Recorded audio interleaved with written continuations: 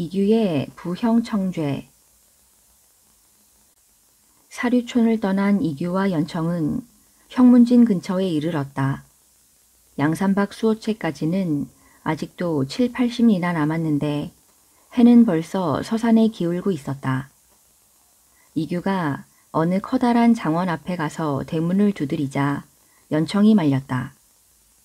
이러지 말고 우리 주막에 들러서 하룻밤 쉬었다 갑시다. 무슨 소릴? 이런 큰 부잣집에서 지내는 게 어쨌거나 시골 주목보다야 100배는 낫다고. 이규가 그렇게 말하고 있는데 일꾼이 달려나와 문 밖으로 고개를 내밀고 물었다. 누굴 찾으시는지요? 지나가는 나그네다. 하룻밤 묵어가겠다고 여쭈어라. 그러자 일꾼이 난처한 얼굴로 입을 열었다. 이 댁에는 지금 걱정스러운 일이 있습니다. 그러니 두 분께서는 죄송하지만 다른 집을 찾아보십시오. 말이 끝나자마자 이규는 연청이 미처 말릴 새도 없이 일꾼의 얼굴을 후려쳤다. 시끄럽다 이놈아. 이놈이 이 집 주인이라도 된다는 말이냐? 일꾼이 얼굴을 감싸쥐자 이규는 그를 제치고 어슬렁어슬렁 안쪽으로 걸어 들어갔다. 이윽고 초당 앞에 이른 이규가 큰 소리로 외쳤다. 지나가는 나그네가 하룻밤 묵어가자는데 무슨 놈의 인심이 이리도 야박한가? 그래, 주인 어른이 걱정이 있다는데 그게 무슨 걱정인지 한번 들어보기나 합시다. 주인이 그 소리에 문틈으로 엿보니 얼굴이 험상궂게 생긴 사람이 떠들고 있는데 그냥 물러날 사람처럼 보이지 않았다. 이에 은밀히 하인을 불러서 분부했다. 행당채로 드리고 저녁을 준 다음 조용히 묵었다 가게 하여라. 그리하여 이규와 연청은 그곳에서 하룻밤을 묵게 되었다. 그러나 이규는 도무지 잠이 오지 않았다. 저녁밥을 먹을 때 술을 마시지 못해 쉬이 잠이 오지 않았던 것이다. 그가 잠을 이루지 못한 채 아랫목에서 이리 뒤척 저리 뒤척 몸을 뒤채고 있는데 문득 안채에서 주인 내외의 흐느낌 소리가 들렸다. 그들의 흐느낌 소리는 새벽녘까지 계속되었다. 날이 새자 잠을 설친 이규는 벌떡 일어나더니 초당 앞으로 나가서 외쳤다. 지난밤에 누가 그토록 밤새 울어 나를 한잠도 못 자게 했소? 도대체 무슨 일이오? 그러자 주인 영감이 나와서 눈물을 흘리며 말했다. 용서하십시오. 실은 저희 두 늙은이에게 18살 된 딸이 있습니다. 그런데 얼마 전 어떤 자가 나타나서 그 애를 빼앗아가 버렸습니다. 그래서 저희 두 늙은이는 매일 밤 눈물로 지샌답니다. 그런 나쁜 놈이 있나? 그래, 그 놈이 도대체 누구요? 주인 영감이 문득 겁먹은 표정을 지으며 입을 열었다. 너무 목소리가 크십니다. 그자의 이름을 듣는다면 아마 손님께서는 간이 떨어지고 말 것입니다. 그 말을 듣자 이규는 어이없다는 듯 껄껄 웃었다. 하하, 어서 그 무시무시한 사람의 이름을 말해보시오. 주인 영감은 잠시 뜸을 들이고 나더니 말했다. 그는 바로 양산박의 두령 송강입니다. 양산박에는 108의 범같은 두령과 수천의 졸개가 있으니 누가 감히 그를 거스를 수가 있겠습니까? 이규가 그 소리를 듣고 얼굴빛이 달라지더니 주인을 향해 물었다. 그래, 그자가 몇 사람을 이끌고 이곳에 왔었소? 젊은 오골 한 사람과 함께 말을 타고 왔었습니다. 이규가 성난 얼굴로 연청을 돌아보며 말했다. 아우도 들었는가? 세상에 믿을 사람 없다더니 그 말이 딱 맞구나. 송강 형님은 겉과 속이 완전히 다른 사람이 아닌가. 형님 진정하시구랴. 송강 형님은 결코 그럴 뿐이 아니오. 연청이 그렇게 말해 이규를 달래려 했으나 이규는 더욱 목소리를 높일 뿐이었다. 아오는 방금 똑똑히 듣고 나서도 그를 두둔하는가? 그는 동경에 갔을 때도 창기 이사사의 집에 가서 재미를 본 사람이야. 중이 고기 맛을 보면 정신을 못 차린다더니 송강이 계집에 미쳐서 저지른 일이 틀림없어.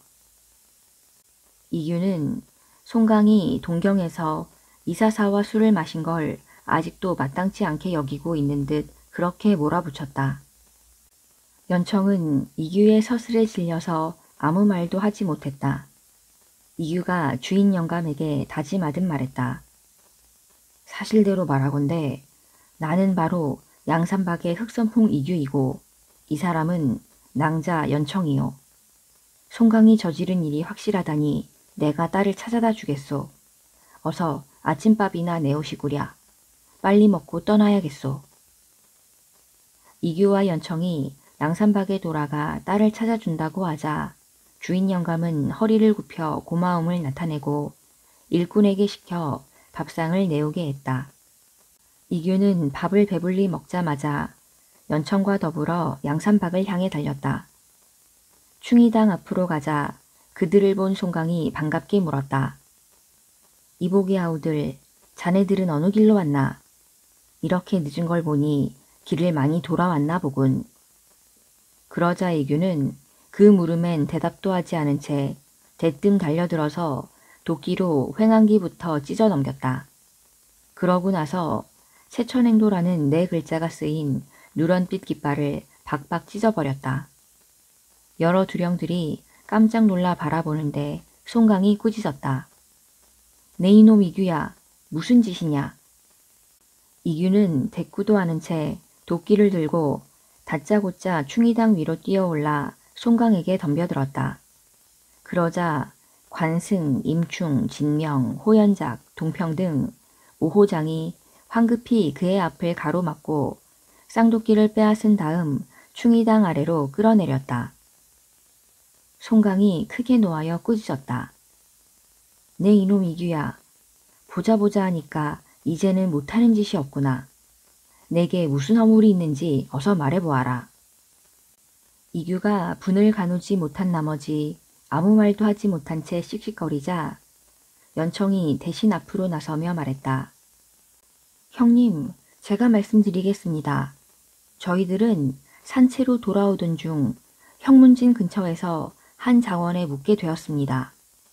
그런데 그 집 주인 내외가 밤새도록 흐느껴 오는 바람에 한숨도 잠을 이루지 못했습니다.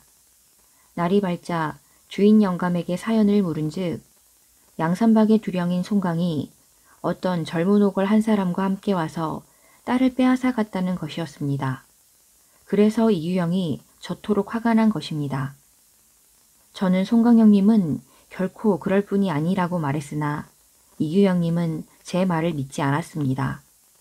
송강 형님이 동경에서 이사사에게 홀딱 빠져서 정신을 못 차리더니 또 일을 저지른 게 틀림없다는 것이었습니다.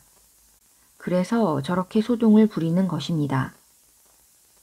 송강이 그 말을 듣고 어이없다는 얼굴로 물었다. 그런 터무니없는 말을 들었다면 어째서 내게 물어보지도 않고 미친 지랄부터 하는 거냐. 그러자 이규가 시근덕대며 대들었다. 난 그래도 여태껏 형님을 호걸이라고 생각해 왔었소. 그런데 이제 보니 형님은 짐승 같은 사람이구랴. 우리를 감쪽같이 속이고 혼자서 계집질이나 하고 다니다니. 이규는 그때까지도 송강을 믿지 못하고 있는 듯 했다. 그런 이규를 보고 송강이 더욱 소리 높여 꾸짖었다. 내 이놈, 말이면 다 아는 줄 아느냐. 나는 동경성 밖에서 여러 형제와 더불어 2, 3천의 군사를 이끌고 돌아왔거늘 어떻게 도중에 감쪽같이 빠져나와 그런 일을 저지를 수 있었겠느냐. 또 만일 내가 네 말대로 그 계집을 빼앗아 왔다면 이 산채 안 어디엔가 숨겨두었을 것 아니냐. 이놈이 마음대로 뒤져보아라. 뒤져보면 알 일 아니냐. 그래도 이규는 송강을 믿지 못하겠다는 듯이 콧방귀를 뀌었다. 흥, 허튼 소리 하지 마시오. 이 산채에 있는 사람치고 형님의 명을 따르지 않을 사람이 어디 있겠소. 그들이 모두 형님을 감싸고 도는 게 뻔한데 내가 무슨 수로 그 계집을 찾아낸단 말이오. 난 이제껏 형님이 계집을 탐내지 않는 호걸인 줄 알고 우러러 보았수. 그런데 이제 보니 술과 계집에 미친 사람이었구랴. 연파석을 죽인 일은 조그만 예요. 동경에 가서 기생 이사사에게 빠진 일은 커다란 예였수. 더 이상 시치미를 떼봐야 소용없으니 어서 그 불쌍한 계집을 두 노인에게 돌려주시구랴. 그러면 내가 용서할 것이로되 만일 그렇지 않을 경우엔 맹세코 내 손에 죽게 될 거요. 송강은 어이가 없다 못해 기가 막혔다. 더 이상 소란 피울 필요가 뭐 있느냐. 그 노인은 지금 눈이 시퍼렇게 살아있고 그 집 일꾼들도 모두 그대로 있을 터이니 나와 함께 가서 확인하자꾸나. 만일 그 노인이 내가 자기 딸을 빼앗아 갔다고 말한다면 나는 그 자리에서 네 도끼에 내 목을 맡기마. 그러나 만일 그렇지 않을 경우엔 니놈이 멋대로 날뛴 죄를 무엇으로 갚을 테냐. 그럴 리야 골백번 없겠지만 만일 그런 일이 일어난다면 내가 이 목을 기꺼이 바치겠수. 좋다. 그렇다면 여기에 있는 여러 형제들이 모두 다 증인이니 그리 알아라. 송강이 그렇게 말하고 철명공목 괴선을 불러서 내기를 건 굴령장 2통을 쓰게 한 다음 이규와 더불어 각기 서명을 마쳤다. 그러고 나서 한 통씩 나누어 가졌다.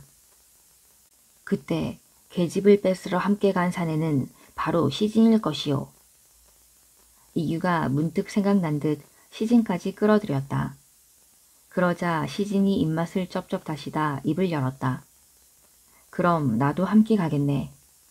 이에 이규가 얼른 말을 받았다. 그러셔야지. 만일 그곳에 가서 사실이 밝혀지는 날에는 시대관이고 뭐고 간에 내 쌍도끼의 제물이 될 거요. 이규가 여전히 씩씩거리면서 말하자 시진이 태연히 그 말을 받았다. 잘 알겠네. 그럼 자네가 먼저 그곳에 가서 기다리게. 만일 우리가 먼저 갔다가는 또 의심을 받게 될 테니 말이네. 옳은 말이요. 이규가 머리를 끄덕이고 나서 연청을 재촉했다. 자, 그럼 우리 둘이 먼저 가서 기다리자고. 만일 송강 형님과 시진 형님이 오지 않을 때는 뒤가 캥겨서 그러는 것이니 돌아와서 처치해도 늦지 않겠지. 그리하여 그가 연청을 데리고 형문진 근처의 그 장원으로 가자 주인 영감이 반갑게 맞이하면서 물었다. 어떻게 되었습니까? 이제 곧 노인의 딸을 빼앗아간 자들이 이곳에 올 거요. 내가 노인을 대신해서 결판을 낼 터인즉 조금도 겁낼 필요는 없수. 그들의 얼굴을 똑똑히 확인한 다음 만일 그 자들이 맞으면 맞다고 말하면 되는 거요. 이규가 자신 있게 말하고는 초당으로 가서 대청 위에 한껏 위세를 부리며 앉아 있는데 잠시 후 일꾼 하나가 들어와서 알렸다. 말탄 10여 명이 이곳을 향해 달려오고 있습니다. 바로 내가 말한 자들이요. 말을 타고 온 송강등은 장원 안에 들어서자마자 바깥마당에 말을 세운 다음 일제히 초당을 향해서 걸어 들어왔다. 초당 앞에 이르자 다른 두령들은 섬돌 밑에 시립했고 송강과 시진만이 대청 위에 올라서 자리를 잡고 앉았다. 이규는 그 곁에 바짝 붙어선 채로 노인이 바로 이 사람들이요 라고 말하기만을 기다렸다. 그러면 즉시 쌍도끼를 휘둘러서 그들 두 사람의 목을 쳐버릴 작정이었다. 그런데 주인 영감은 송강이 들어오자 손님을 맞듯 예를 올렸다. 이규가 그걸 보고 놀란 얼굴로 물었다. 이 사람이 바로 노인의 딸을 빼앗아간 송강이 아니란 말이오? 아닙니다. 결코 이분은 제 딸을 빼앗아가지 않았습니다. 주인 영감은 고개를 저으며 분명하게 대답했다. 그러자 송강이 이규를 노려보며 말했다. 자, 어떠냐? 이래도 계속 생사람을 잡을 테냐? 두 사람이 무서운 눈으로 늙은이를 노려보니 겁을 집어먹고 바른 말을 하지 못하는 것뿐이요. 이규가 끝내 믿을 수 없다는 듯 억지를 부리자 송강이 말했다. 그렇다면 이 장원에서 일하는 일꾼들을 모두 불러 모아서 물어보자꾸나. 그리하여 이규는 그곳 장원의 모든 일꾼들을 초당 앞으로 불러 모았다. 자, 너희들은 조금도 두려워하지 말라. 여기 대청 위에 앉아있는 두 사람이 이 댁의 따님을 빼앗아간 사람이지? 이규가 나서 일꾼들에게 물었으나 일꾼들은 한결같이 머리를 내저으며 말했다. 아닙니다. 저분들은 처음 뵙는 분으로 결코 그런 적이 없습니다. 그제야 송강이 집 주인에게 부드러운 목소리로 일렀다. 내가 바로 양산박의 송강이요. 그리고 이 아우는 바로 시진이요. 노인의 따님은 우리 두 사람의 이름을 댄 놈들에게 잡혀간 거요. 혹시 딸이 있는 곳을 알게 되거든 우리 산채에 알려주시오. 그러면 우리가 힘써서 놈들을 잡고 따님을 찾아드리겠소. 그러고 나서 이규를 돌아보며 말했다. 이곳에서는 더 이상 여러 말 하지 않으리라. 산채로 돌아가서 옳고 그름을 가려보자.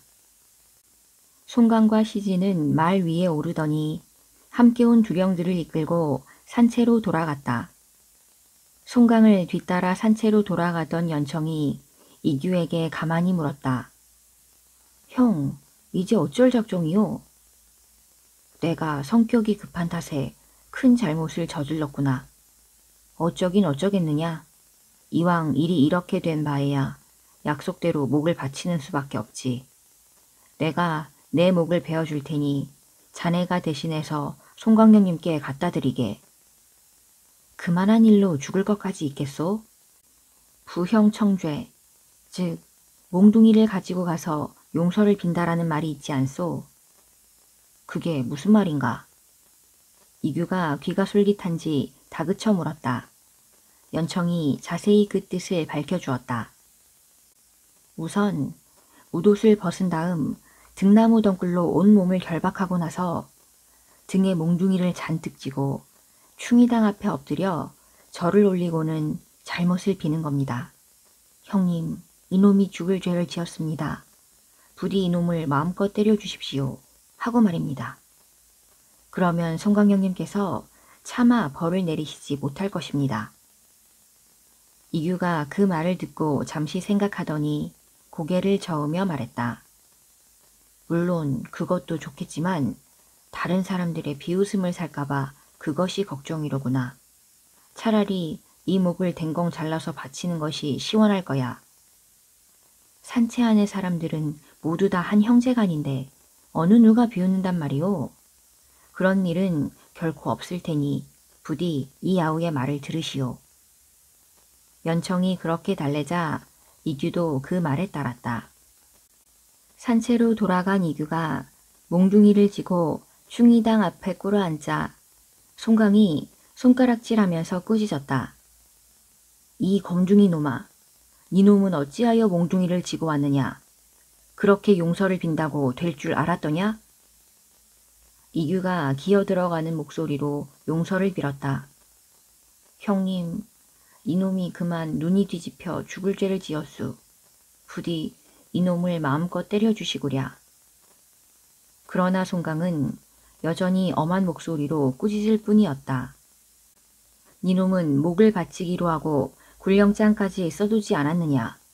그런데 이제 와서 매 몇 대 맞고 말겠다는 말이냐? 형님께서 정 용서하지 못하시겠다면 이 목을 바치겠소. 자, 어서 목을 치시구랴.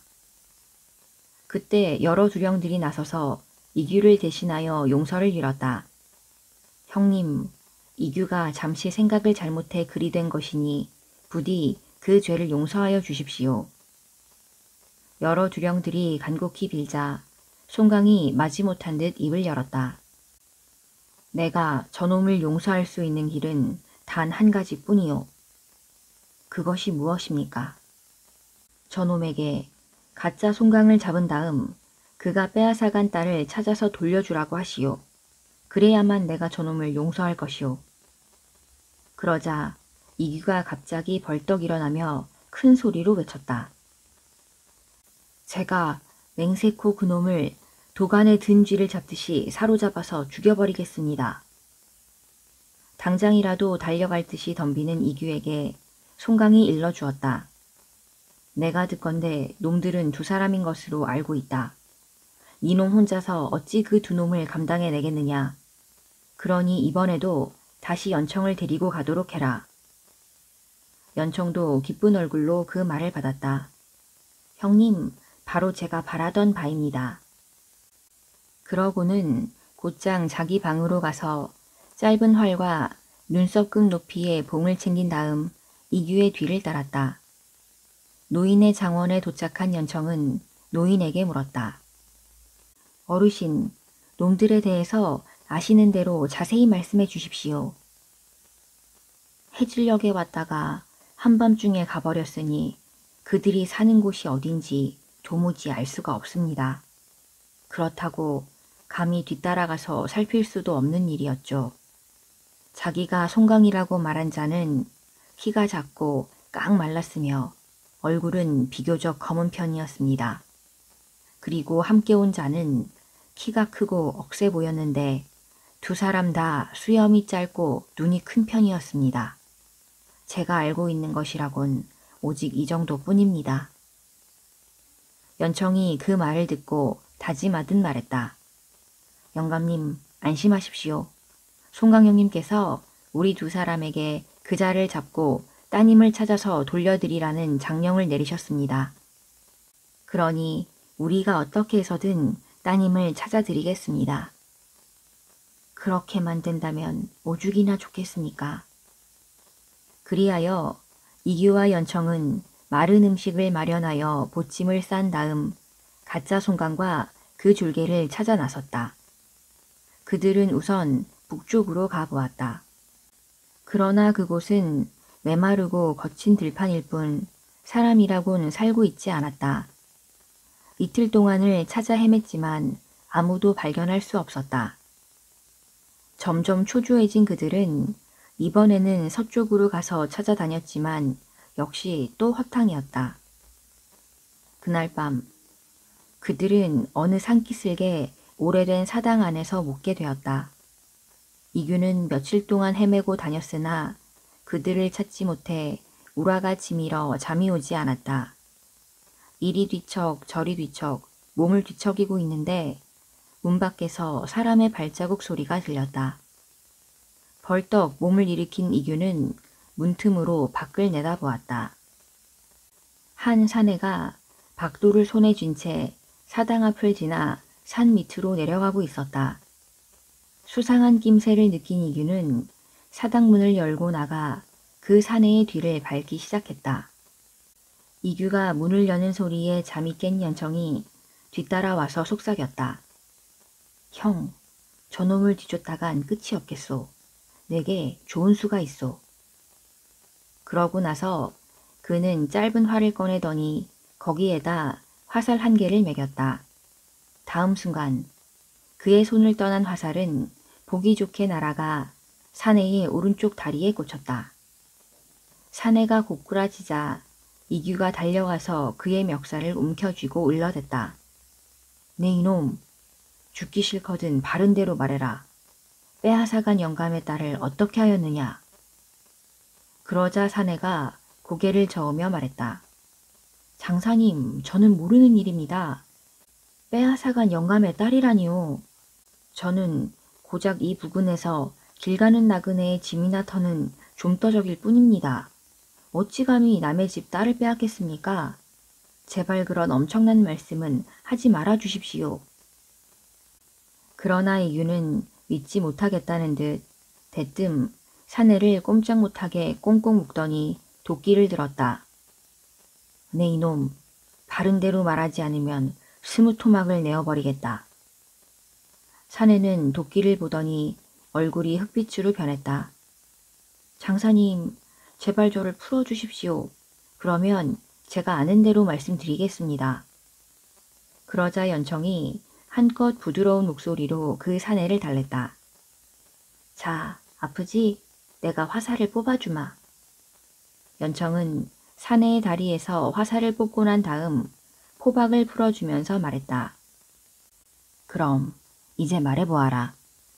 이놈이 이곳에서 좀도적질을 하여 먹고 사는 놈이라면 그만한 소문쯤은 들어서 알고 있을 것 아니냐. 유태공의 딸을 누가 빼앗아 갔느냐. 저도 자세히는 모르는 일입니다만 이곳에서 서북쪽으로 약 15리쯤 떨어진 곳에 우두산이 있습니다. 그곳에 한 도원이 있는데 근자에 두 사람이 새로 왔습니다. 한 사람은 왕강이요, 또 한 사람은 동해라고 했습니다. 그들은 본래 산에서 도적질을 하던 자들로서 그곳 도원에 도사와 동자들을 몽땅 죽여 없앤 다음 졸개 5명을 거느리고 주령행세를 하고 있습니다. 심심하면 산을 내려와서 노략질을 일삼는데 왕강이라는 자는 가는 곳마다 나는 양산박의 두령 송강이다 라고 떠들고 다닌답니다. 제 생각에는 아마 이번 일은 그 두 사람이 저지른 것이 아닌가 합니다. 연청은 고개를 끄덕이고 나서 말했다. 우리를 무서워할 필요는 없다. 나는 바로 양산박의 낭자 연청이요. 이분은 바로 흑선풍 이규님이시다. 내가 너의 상처를 치료해 줄 터이니 우리 두 사람을 그곳으로 안내해 다오. 사내는 감히 마다하지 못하고 그저 네네 라고만 말하며 고개를 끄덕였다. 연청은 그에게 박도를 돌려주고 나서 상처를 천으로 단단히 묶어주었다. 그러고 나서 희끄무레한 달빛을 받으며 사내와 함께 15리쯤 걸었다. 그러자 과연 그곳에 소머리 모양의 우두산이 있었다. 도원은 산 중턱쯤에 있었다. 사방에 흙담이 빙 둘러쳐져 있었고 그 안에 스묵한 남짓한 건물이 세워져 있었다. 내가 먼저 담을 넘어가겠네. 마음이 급한 이규가 그렇게 서두르자 연청이 말렸다. 그보다 날이 새기를 기다리는 게 좋겠소. 그러나 성미 급한 이규는 그때까지 참을 수가 없었다. 그는 연청의 말에 귀도 기울이지 않은 채 흙담을 훌쩍 뛰어넘었다.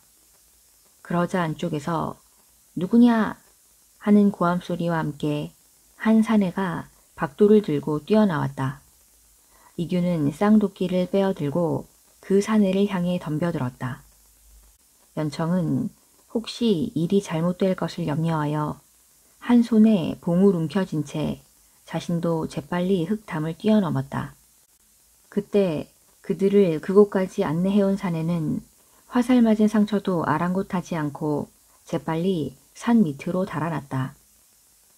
연청이 흙담을 뛰어넘어서 바라보니 박도를 든 사내는 이규를 맞아서 싸우느라고 정신이 없는 듯했다. 연청은 그늘에 몸을 숨기고 가만히 사내 쪽으로 다가가 봉을 들어 힘껏 내리쳤다. 뒤통수를 얻어맞은 사내는 이내 이규의 품속으로 고꾸라졌다. 이규는 문득 도끼를 들어 사내의 등짝을 내리찍었다.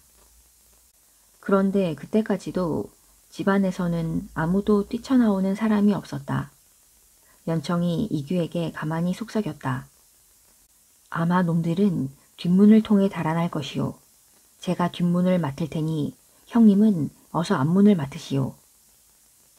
그가 뒷문의 담 옆으로 돌아가서 어두운 곳에 몸을 숨겼을 때 문득 뒷방문이 열리더니 한 사내가 뛰어나와서 뒷문으로 달아나려고 했다. 연청이 봉을 움켜쥔 채 그 앞을 가로막자 사내는 깜짝 놀라 앞문 쪽으로 몸을 날렸다. 연청이 소리쳤다. 앞문 쪽으로 달아나오. 사내가 달려오는 것을 본 이규는 다짜고짜 달려들어서 쌍도끼를 쳐들어 그의 가슴을 내리찍었다. 그러자 사내는 비명도 지르지 못하고 고꾸라졌다. 두 놈의 머리를 잘라 한데 묶은 이규는 문득 도끼를 휘둘러 닥치는 대로 졸개들을 찍어 넘기며 집 안으로 뛰어들었다. 그러자 몇 안 되는 졸개들이 부엌 아궁이 옆에 숨어 있다가 기겁을 하며 달아났다. 이놈들, 개 섞어라! 이규가 소리치며 득달같이 뒤쫓아가서 그들을 모두 찍어 죽였다. 그러고 나니 가슴이 조금은 후련해지는 것 같았다. 이규는 연청과 더불어 방 안으로 들어가 보았다. 과연 거기엔 한 아가씨가 침상 위에서 흐느끼고 있었다. 구름 같은 머리칼에 꽃 같은 얼굴이 참으로 아름다웠다. 낭자가 바로 형문진의 장원에 살고 있는 유 노인의 딸이요? 연청이 아가씨에게 다가가 묻자 아가씨가 눈물을 흘리며 대답했다. 그렇습니다, 장사님. 저는 이곳에 잡혀온 지 10여일쯤 되었습니다. 그동안 밤마다 두 놈이 교대로 들어와서 제 몸을 겁탈해 눈물로 나를 보내고 있었습니다. 저는 모진 목숨을 끊으려고 무진 애를 썼으나 놈들의 감시가 심해 뜻을 이루지 못했습니다. 이제 두 분 장사님께서 이처럼 구해주시니 저를 낳고 길러주신 부모님이나 다를 바가 없으십니다. 놈들이 말을 어디에 메어놓는지 알고 계시오? 연청이 말부터 찾자 아가씨가 일러주었다. 동쪽 마구간입니다. 연청은 급히 마구간으로 가 두 필의 말을 끌어낸 다음 안장을 얹었다. 그럴 동안 이규는 방안을 샅샅이 뒤져서 숨겨진 금은 보화를 찾아냈다.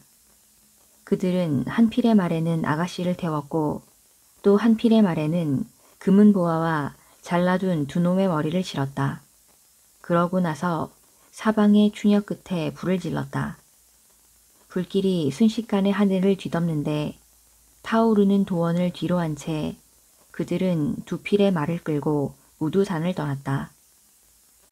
형문진 근처의 장원에서 기다리던 두 늙은 내외는 마치 죽었던 사람이 살아온 듯 자신의 딸을 얼싸안고 눈물을 뿌렸다. 이윽고 노인이 눈물을 거두고 두 사람을 보며 말했다. 이 은혜를 장차 어찌 갚아야 할지 모르겠습니다. 우리 두 사람에게 고마워할 필요는 없수. 고마워하려거든 우리 송강 형님한테나 고마워하시구랴. 이규가 점잖게 노인의 치아에 대꾸했다. 이규와 연청은 노인이 차려온 술과 음식도 마다한 채 곧바로 양산박으로 향했다. 그들이 산채에 이르렀을 때는 해가 뉘엿뉘엿 서산으로 넘어가고 있었다. 산채의 새 관문을 지난 이규와 연청은 충의당으로 가 송강을 보았다. 연청이 그동안 있었던 일을 모두 말하고 빼앗아온 재물과 두 도적의 머리를 바치자 송강은 몹시 기뻐하며 재물은 창고에 넣게 하고 목은 땅에 묻게 했다. 다음 날이 되자 송강은 잔치를 열어 이규와 연청을 치하해 주었다. 그날 유태공은 금은을 가지고 산채로 찾아와 송강에게 고마움을 표했으나 송강은 끝내 금은을 받지 않은 채 술상을 잘 차려 대접한 뒤 사람을 시켜 장원까지 바래다 주게 했다. 그런 일이 있은 후 양산박에는 별일 없이 평온한 나날이 이어졌다.